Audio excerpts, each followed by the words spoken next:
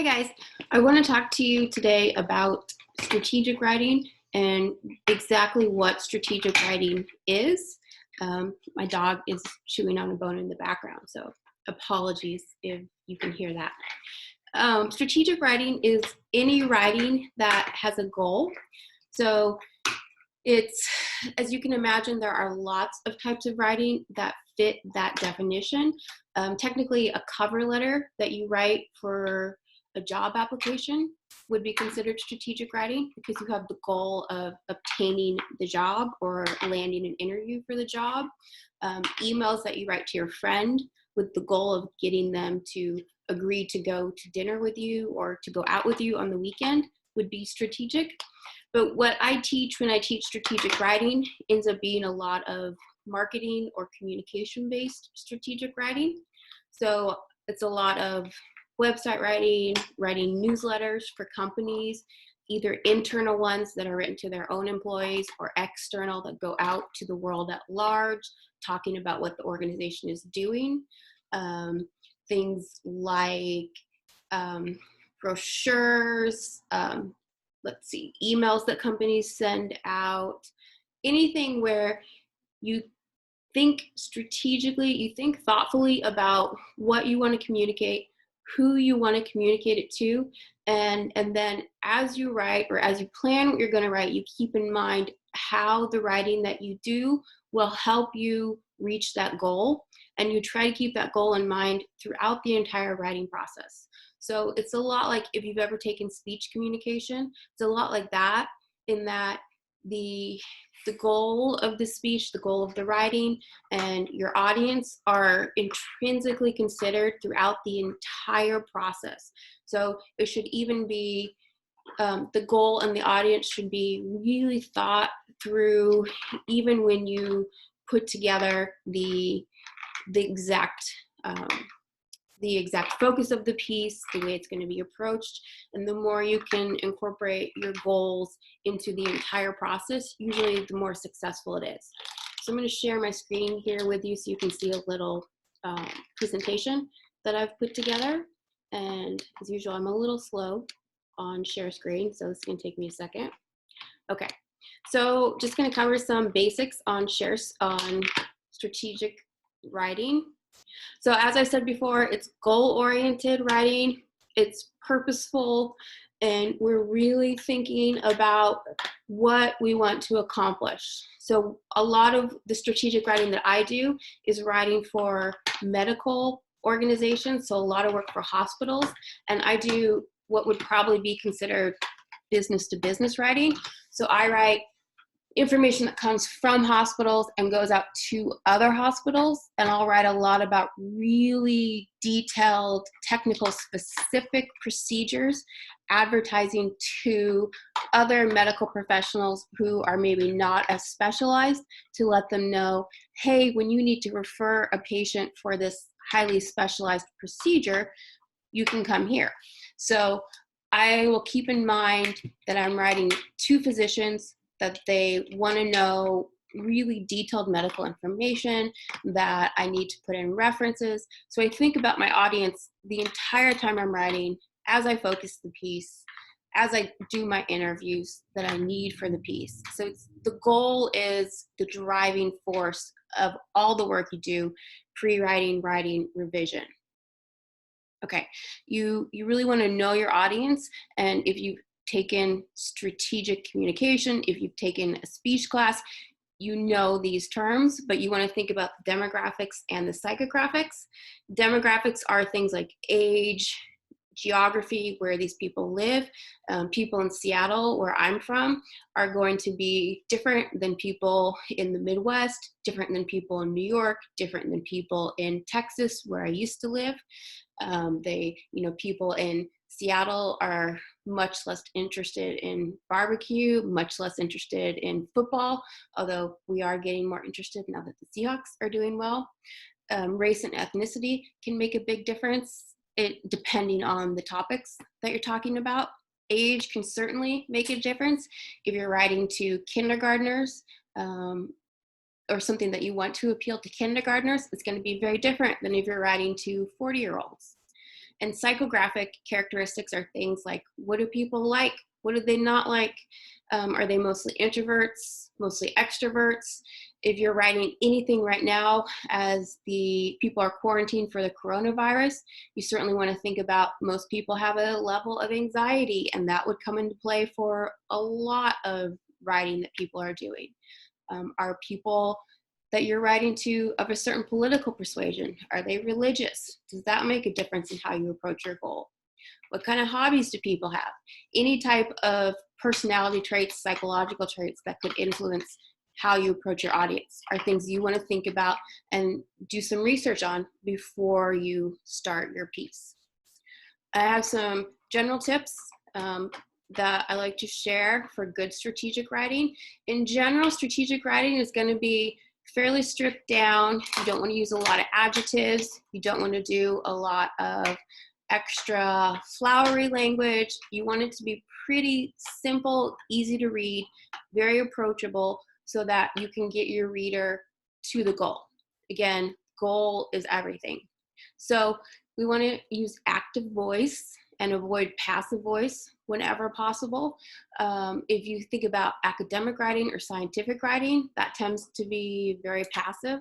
And so here's an example of just a real basic, not very interesting sentence that is passive and then also active. Our profits were affected by a sales slump. So in the passive version, the action is happening to the subject of the sentence. The subject here is the profits. So you see here, our profits were affected. The action is happening to the profits. In the active version, a sales slump affected our profits. So in this example, the sales slump becomes the subject, and the sales slump has the action. It affected the profits. So you can just switch it around. And again, it's not the most exciting sentence, but it is more engaging to read and slightly better just because we've made it active.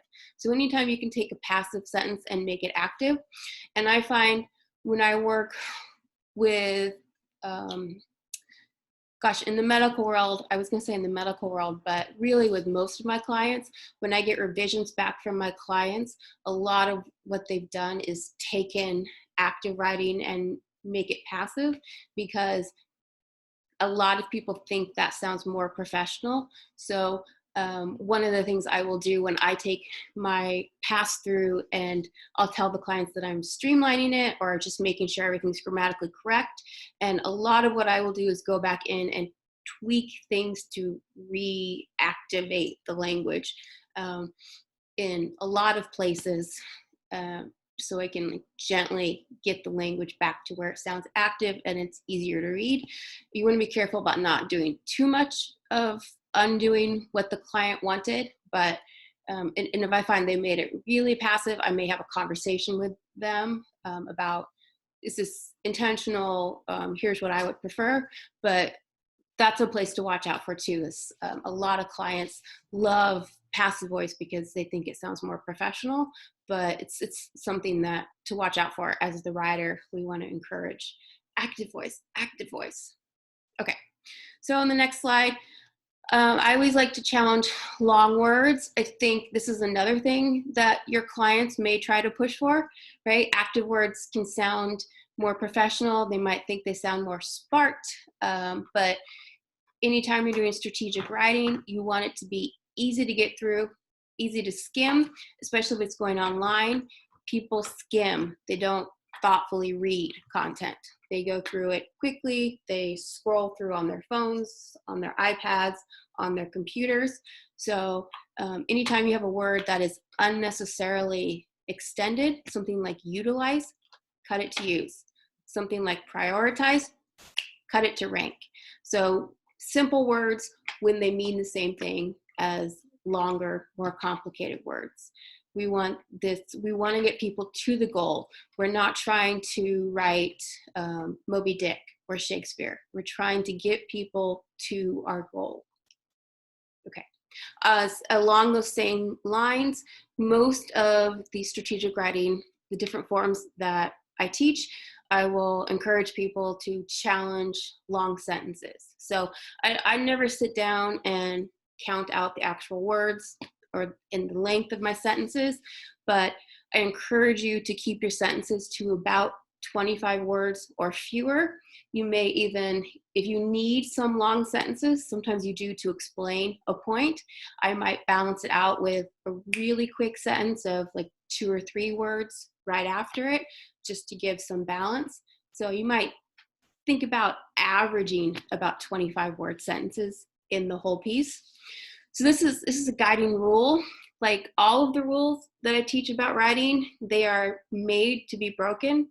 There will be some cases where you thoughtfully break this rule, and each one of my students will show me an example probably every quarter of a case where there is a brilliant instance of when it's super appropriate to break this rule. So I would bet every single one of my students, or almost every single one of them, will have a beautiful sentence this next quarter that is longer than 25 words, and absolutely should be. So do not feel like this is a rule that you need to hold to, but it's a nice guiding principle. Another thing to think about challenging is modifiers. So again, don't think you shouldn't have modifiers, but anytime you see modifiers in your language, and I try not to worry about this as you're writing your first draft, but as you go through and revise, if you see a modifier, think about, could I just plain cut that out and get rid of it? Or could I take the modifier and the noun or the verb and combine them into one stronger word? So you'll see in the examples I have here, I've done some of both. So the sentence, we are very happy. You could just cut out very and say, we are happy. I think that's more powerful than we are very happy, but you could also change it to, we are ecstatic. So there you have you found a stronger word, and that's much stronger than we are very happy. Quickly take your report to the client. Quickly take, it's a little clunky, doesn't really grab me. Change it to rush your report to the client. Rush is a really nice verb and much stronger than quickly take. I think even take your report to the client is, it's not any sparkly language, but there's a nice quickness to it. There's a nice rhythm to it that stands out, if nothing else. And then he is rather tired, just change it to he is tired. And I think that's more accurate too. I don't think people are a little tired or really tired. Well, I guess you are really tired, but I think if you're tired, you're tired. Okay. Like, you want to keep the focus on the goal, always stay focused on the reader. I'm being a little bit repetitive here, but with a purpose. Always think about your reader. Remember your audience. Whatever your goal is, it undoubtedly has something to do with that person who is reading the piece at the end of the day. You want that person to read it and respond to it in a certain way. So your goal is they should read it and then feel activated to click on a certain link on your client's website, or call your client, or purchase something from your client, or sign up for their email list. But it has something to do with the person who is reading the piece. So you always hear with writing that you want to focus on the person who's going to be reading it, but it's really true with strategic writing. So focus on the person who's going to be reading the content. Try to take your own ego and your own thoughts about what should be happening out of it as much as possible. And really, with strategic writing, we want to be short, to the point, few adjectives, not a lot of modifiers. These rules are going to vary a little bit here and there depending on which strategic piece you're writing generally, but they really do apply overall to strategic writing as a whole. So thank you very much, and I hope you all have a good day.